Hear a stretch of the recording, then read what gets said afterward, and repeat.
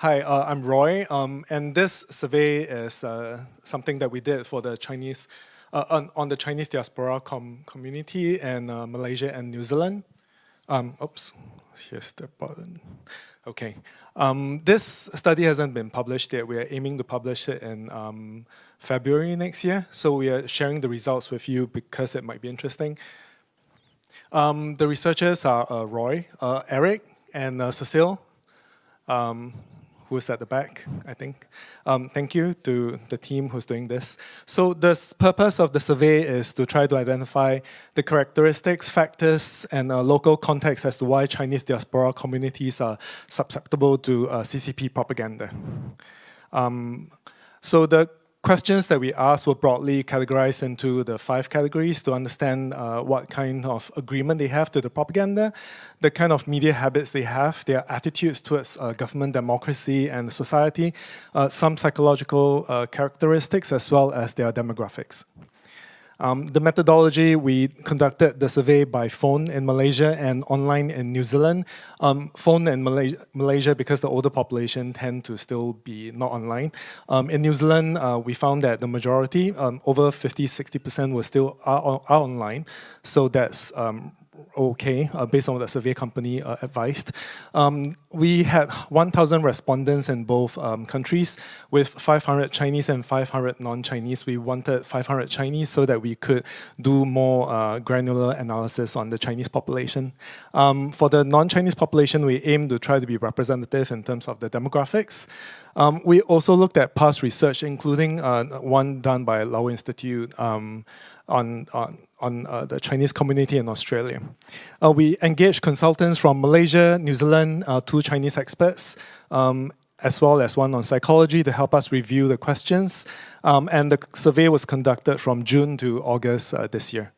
We wanted to make the findings representative initially, but then because of how granular the data became, some of the findings were not representative. But we included it in the report because it might still be indicative of a trend among the Chinese community. One of the reasons is among the non-Chinese, the number of people who actually agree with propaganda can be as low as less than 100. So if you wanted to look at the data among these participants, it was very difficult to be representative. So also for the next part of the report, we will compare between 3 groups, the Chinese in New Zealand, Chinese in Malaysia, and the non-Chinese in Malaysia. We haven't included the ones on non-Chinese, so that could be included later on. For the definitions of Chinese, we use the census data. So in New Zealand, they could identify us as Chinese, as Taiwanese, as Hong Konger, as Malaysian Chinese, Singaporean Chinese, Cambodian Chinese, Vietnamese Chinese, or the other ethnicities. And for Malaysia, it was 5 broad categories: Malay, Chinese, Indian, and then Muslim and non-Muslim, Bumiputra. For the next part of the slides, we will be mainly comparing with the Uyghur propaganda. So let me just skip to the propaganda first. So here, these are the findings. For the next part of the presentation, I'm just going to skip through a lot of slides, but I am hoping to point out the general trend because I think that might be interesting.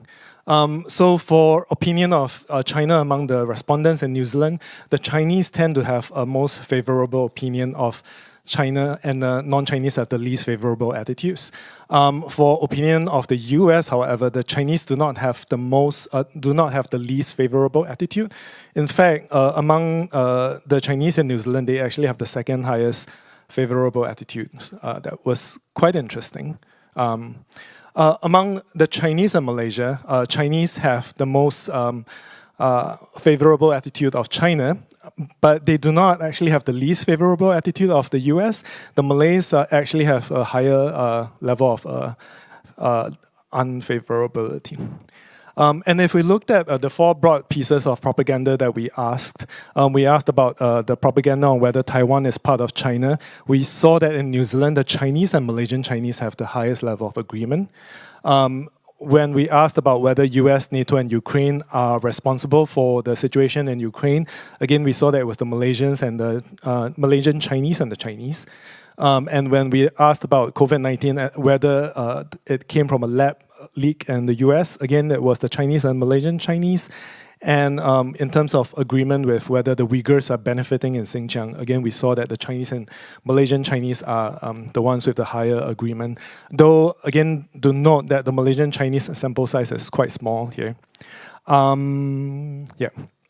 When we looked at Malaysia, we saw that the Chinese, again, have the highest agreement as to whether the Taiwan is part of the PRC.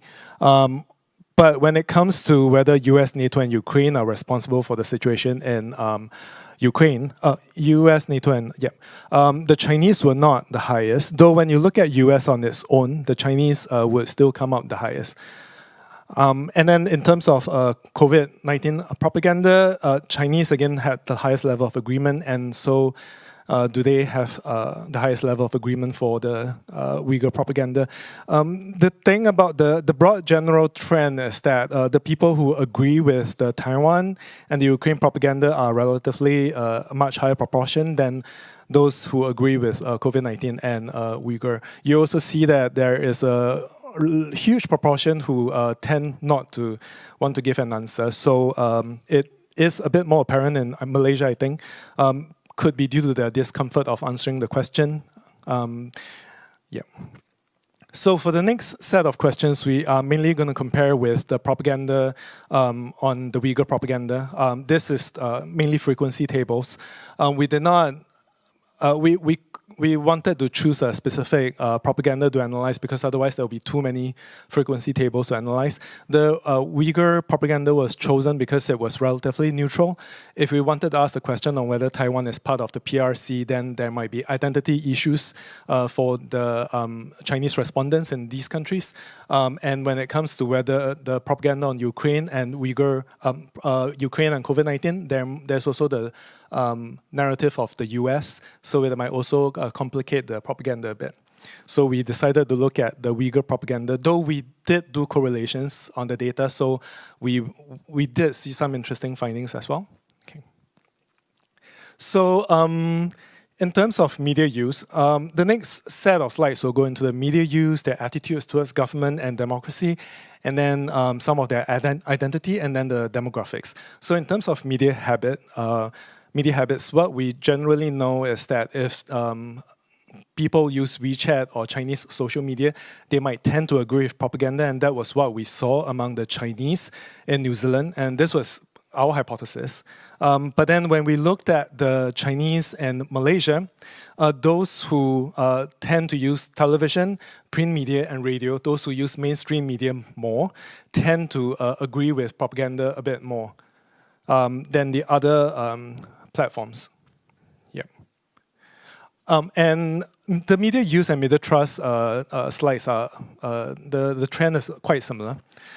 For non-Chinese as well, we saw in Malaysia, those who use mainstream media tend to also agree with propaganda more.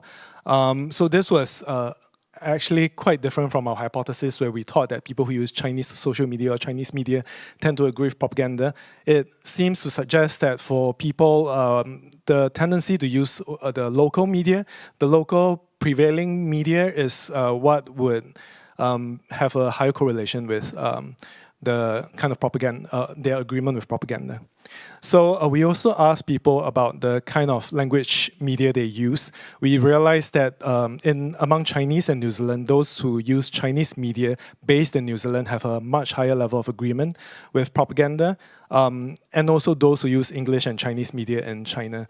So this was also a bit different from our hypothesis where we expected that people who use Chinese or English media from China might tend to agree with propaganda. It's also similar for the Chinese and Malaysia. Those who use Chinese media based in Malaysia tend to have a higher level of agreement with propaganda. It's the same for non-Chinese. Those who use Malay media in Malaysia, so the mainstream language in the country. You can see too that those who use English and Chinese media, the second row is also a bit higher in terms of agreement with propaganda. But the main media channel they use is still the Chinese language media in the country itself. Information verification behavior was a bit complex. We initially assumed that people who tend to check so if they encounter a new piece of information, what would they tend to do? We expected that people who would check against sites they visit would tend not to agree with propaganda. And in New Zealand, among the Chinese, that was what we saw. But then among the Chinese in Malaysia, those who check against sites that they regularly visit tend to have a higher agreement with propaganda. And among non-Chinese in Malaysia, those who check against independent sources or believe in information tend to also agree with the propaganda. So I think one of the reasons could be because the question was not asked in a way that allow us to actually understand what kind of independent sources they are checking. It also suggests that when we ask a question like that, people's concept of independent media could be conspiracy theory alternative sites they think are independent as compared to the government mainstream sources. So it's a more complex question to have to think about in terms of how to ask. Yeah. So attitudes towards government and democracy among the Chinese and New Zealand, it fits our hypothesis where if they have a lesser trust in government, they have lesser satisfaction in democracy, they have a lower preference for democracy, so a higher preference for non-democratic government. And if they think that a strong leader is good, they tend to have a higher level of agreement with propaganda. So that fits our hypothesis. But among the Chinese respondents, even though those who distrust the government more and who are less satisfied with government also tend to agree with propaganda more. But then those who prefer democracy also show a higher level of agreement with propaganda. But the thing to note is that a huge proportion of the respondents actually choose to not have a preference for democracy. This could be due to the political governance, political structure in Malaysia, which is not as democratic as New Zealand and which might influence the attitudes of respondents differently. Among the non-Chinese as well, we saw that if they have a higher level of trust in government and a higher level of satisfaction in government, they actually have a higher level of agreement with propaganda. So that was different. We might need to do further studies to understand why that's the case. Yeah. So again, this in terms of preference for democracy, it's the same as the Chinese. So in terms of attitudes towards society, we wanted to understand whether if they have a certain concern about social issues, are they more likely to agree with propaganda? And among Chinese and New Zealand, what we saw was that those who think that crime, poor leadership, race and racism, foreign policy, etc., they tend to think that they tend to have a higher level of agreement with propaganda. Do note again that the sample size is really small, so this might not be representative. It's useful as an indication. Yeah. Among the Chinese and Malaysia, we saw that rising cost of living, government and poor leadership, again, and race relation and racism is again an issue. And in terms of higher agreement with propaganda. And for non-Chinese, there's the rising cost of living and the rich-poor gap. Okay. We also ask questions about identity. Those who identify less with the country, those who identify less as a New Zealand or a New Zealander Chinese, New Zealander first and then Chinese, as opposed to Chinese first, then New Zealander. Though if they identify less with the country, they tend to have a higher level of agreement with propaganda. That is what we saw in Malaysia as well. Those who identify as Malaysians have a lesser level of agreement with propaganda. And again, if for New Zealand, because there are respondents who are citizens as well as non-citizens, those who are citizens tend to have a lower level of agreement with propaganda. So some other data on identity and belonging. Those who are members of a Chinese organization tend to have a higher level of agreement, though this might not be significant. We will be running additional significance analysis on the data before we publish the report, so this doesn't yet include the data. this is the same for Malaysia. And in New Zealand, New Zealanders do study Chinese privately outside of the national education system. On weekends, they can study Chinese privately. So those who study Chinese privately have a higher level of agreement with propaganda. And in Malaysia, they have a choice of studying in a Chinese primary or Chinese secondary school. And we did see a kind of a trend where those who study in the Chinese primary school and the Chinese secondary school have a higher level of agreement with propaganda. Also, among Chinese and New Zealand, those who studied higher education in China tend to have a higher level of agreement with propaganda. Okay, I'm trying to rush through. Okay, so for demographics, we did not see a clear trend in terms of age and agreement with propaganda. So our hypothesis here is that those people who migrated to from China, New Zealand might have migrated in different periods. So they might have been exposed to the different levels of propaganda or levels of economic development in China that might have influenced their attitudes towards China at that point and their agreement with propaganda. Our hypothesis was based on a survey done on disinformation research, where the older the respondent, the lower the education, as well as males, they might tend to have higher level of agreement with propaganda, but this is not what we are seeing in New Zealand. But among Chinese and New Zealand, we do see that there is somewhat of a trend where the older they are, they tend to have a higher level of agreement. Among non-Chinese in Malaysia, we saw that up until 50 years old, the higher level, the older they are, the higher level of agreement they have with propaganda, though after 50 it drops. This could be due to the emergency in Malaysia in the 1970s, where the older Malaysian, non-Chinese Malaysians would have been exposed to that event where China was seen as instigating the racial riots in the country. Yeah. Though, again, note that there is quite a high proportion of respondents who choose not to answer the question. Yeah. So, in terms of Chinese and New Zealand, we did see that males have a higher level of agreement. This was the same among Chinese and Malaysia. Though among the non-Chinese and Malaysia, we see that females are of a high level of agreement with propaganda, though, again, there is a huge proportion who choose not to respond to the question. There was no trend in terms of income in New Zealand. Again, could be due to the different stages of migration.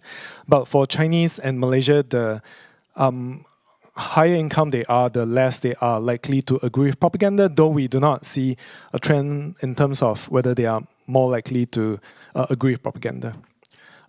This, among the non-Chinese, we saw again that the higher the income, the less likely they are to agree with propaganda. We did some correlation, so I'm just going to quickly show you some more interesting findings. If we correlate the 4 key pieces of propaganda with with attitudes towards China and US, broadly we can see that among the Chinese, non-Chinese in New Zealand, as well as the Malays in Malaysia, those who show a more favorable attitude, only among the Chinese and non-Chinese, those who show a more non-Chinese and non-Chinese in New Zealand, there is a higher correlation between the propaganda as well as their attitudes towards China. Positive correlation. But for Malays in Malaysia, as well as Chinese in Malaysia, the correlation seems to be the other way, where there is a higher correlation in terms of higher positive correlation in terms of the propaganda and attitudes, favorable attitudes towards the US. We also looked at the correlation with identity. So, in terms of whether they speak Mandarin as a primary language, whether they identify with the country or not, whether they obtain their Chinese tertiary education in China, or whether they studied Chinese privately or have a sense of belonging to China, we again see that there is stronger correlation among the Chinese in New Zealand with their identity, but there is no correlation actually from the Chinese in Malaysia in terms of their identity and education when it comes to studying Chinese or in Chinese secondary school or primary school. I think I'll just jump quickly because of the lack of time. But one slide that's interesting. So this was the slide. Even though we chose to look at the propaganda on Uyghur for the frequency tables, we did see that there are different levels of correlation depending on the propaganda pieces. So if you look at the propaganda on Uyghur and Taiwan, there is a positive correlation with people who think that strong leaders are good, as well as that the non-democratic government is preferable.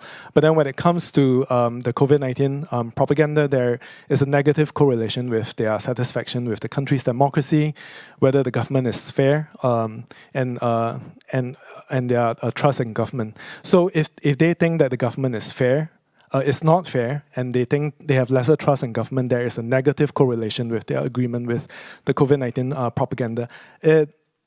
This is a bit of, this was interesting to us because we didn't expect this, but I think we need to look a bit more at the data to, what this allows us to do is to be able to identify the different pieces of propaganda and which correlations they are higher with, to help us to identify what factors could have a higher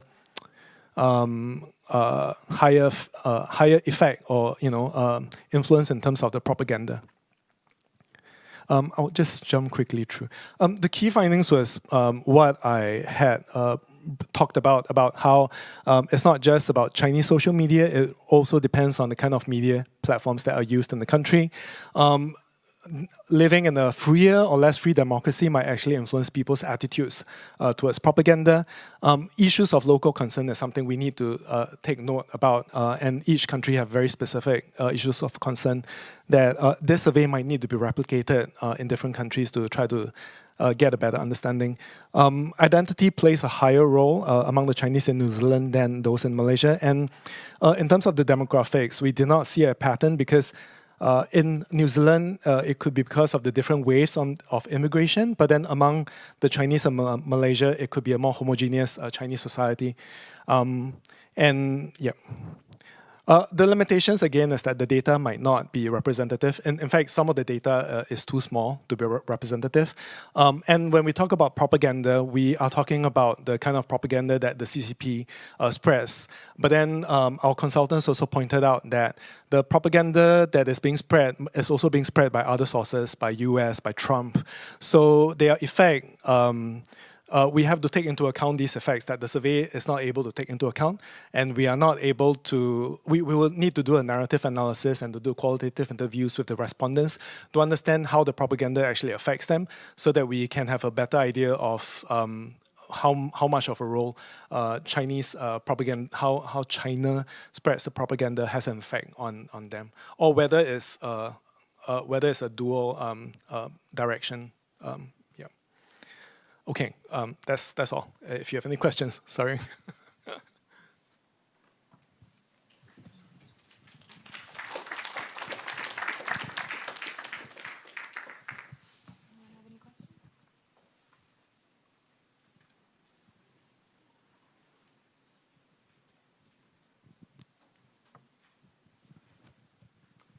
Oh, there's someone.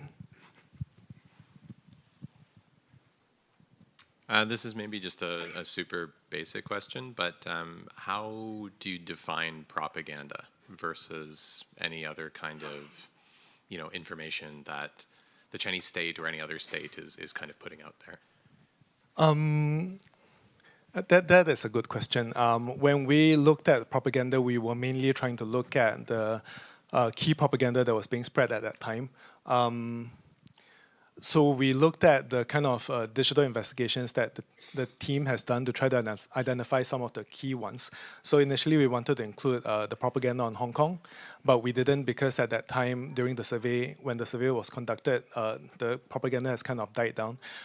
In terms of the other propaganda, we also looked at other research to identify what are the key ones. So COVID-19, we had a few, but then but some of the questions were a bit sensitive, so eventually we decided on using COVID-19 and the costs because there was a clearer pattern that China was promoting some of the propaganda and that US lab leak is the cause.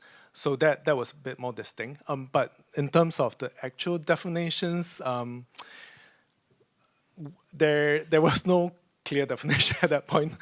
So that was an issue. I think we were mainly just looking at an assumption of the propaganda pieces that we have. So that is a limitation by a problem of design. Sorry. Yeah.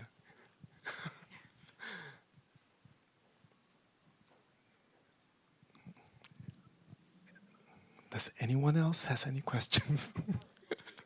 Sorry. I didn't mean to it's not a criticism of the design. Is it just looking at maybe some of the things that you brought up in your presentation and maybe what you just mentioned, is propaganda in a sense what you're looking at disinformation? Like it's you're looking at narratives that are being spread which are factually untrue, because one could say that there's a lot of Chinese state propaganda out there which is actually empirically correct. They're actually putting out information about touting the successes of, say, economic policy or poverty alleviation or whatever. Yeah. This is propaganda, but there's also some basis in fact. Whereas if you're looking at the material that they're putting out about, say, state repression in Xinjiang, I think like a reasonable, dispassionate observer would say, well, no, what they're saying is they're obfuscating the truth, right? They're downplaying or dismissing serious human rights concerns. So was what you were focusing on really like factually untrue narratives that the Chinese state was putting out, as opposed to any kind of propaganda that the Chinese state was putting out? No, we were not looking at this information. We were looking at propaganda. I think some of the things that could really be sensitive, when we were discussing the questions with our consultants, whether Taiwan is part of the PRC, and I have colleagues who are from Taiwan who might find this sensitive, but so the consultant we spoke to was part Taiwanese as well, but then he pointed out that in some countries, Taiwan being part of the PRC is not a principle, but a policy that some countries actually adopt. But then there's this confusion that respondents in these countries might not understand the differentiation and might actually believe that Taiwan is part of the PRC. So this might not be disinformation in that sense to them, but it is still a propaganda that the Chinese government is promoting that we are therefore using as well. I think even when it comes to the COVID-19 propaganda, it was easier to distinct that the Chinese government was trying to push the propaganda that lab leak is being part of the US as a propaganda that the Chinese government is pushing, as opposed to the narrative that is seen as more factual, even though there is still a lack of clear consensus, but it tends towards not the US lab leak. But then, of course, there's also the issue that even when we talk about the US lab leak as being the cause of COVID-19, this is not just a propaganda that is being pushed by China, but it's also pushed by certain conservative groups in New Zealand, for example. So this is something that we are not able to capture in the data to how fine, whether it's China or other influences, but it does give us a general indication when we can do the correlation and do compare between the propaganda pieces to kind of have a gauge. Yeah. Hi, I've got a question over here. I found the correlations between sort of favourable opinions of the Chinese government and some of the propaganda sort of acceptance, not that surprising, but I was interested in sort of the causal relationship between those two factors. Like, do you think, more favourable sort of opinions of the Chinese government was more likely to be kind of, correlated with accepting propaganda as how you define it? And then would that imply then, like, if there was decreasing trust of the Chinese government, people would then be less susceptible to propaganda? Or is the relationship just too complicated for you to sort of infer from the data? I think because we did a quantitative study at one point in time, and there was no causal relationship that they were trying to get, it makes it a bit difficult to extrapolate. I think what would have been useful is if this study was conducted in a longitudinal fashion that allows us to conduct the study over various periods so that we are able to try to map out a trend. When we conducted the study, I think part of the fear was that because of the war in Ukraine, people's attitudes towards China might change and might become less favorable. We were still able to get data that people were of higher agreement with propaganda, so that fear did not materialize as much. I think it is, at this point in time, we're thinking that if we could do qualitative interviews subsequently, we could try to see if there's a trend between, a pattern between whether people who have more favorable attitudes towards China might tend to agree with propaganda, but then it might also be difficult because it most probably would swing both ways. I think what was also interesting was that for the Malaysian respondents, those who the propaganda pieces actually have a higher correlation with the situation in US, with their favorable attitudes towards the US. So this was surprising because we thought that China would play a stronger role. One of the respondents suggested that this could be because of how the US government is, the general sentiment is less pro-Israel and more pro-Palestine because it's an Islamic country, and therefore the US trying to be pro-Israel while marginalizing the Palestine is a factor, and it is a kind of a narrative that is being played out in among the Malaysian government that might have contributed to it being a higher. A more important issue. But then at the same time, say if you look at prior to 2018 or so, Malaysians might not have as positive attitudes towards the Chinese. They might have the same ideas that China is a dirty place, China is backwards. You know, that's the kind of narrative that you're seeing. So it is possible that there would have been a difference, or if further down the road, if Xi Jinping becomes harsher, that the trend might change. It would be useful to do a long-term study on this. The only thing is the cost can be quite high to keep doing a survey like that. Yeah. Oh, sorry. Yeah, I think the time is up. If no one else has any questions, okay.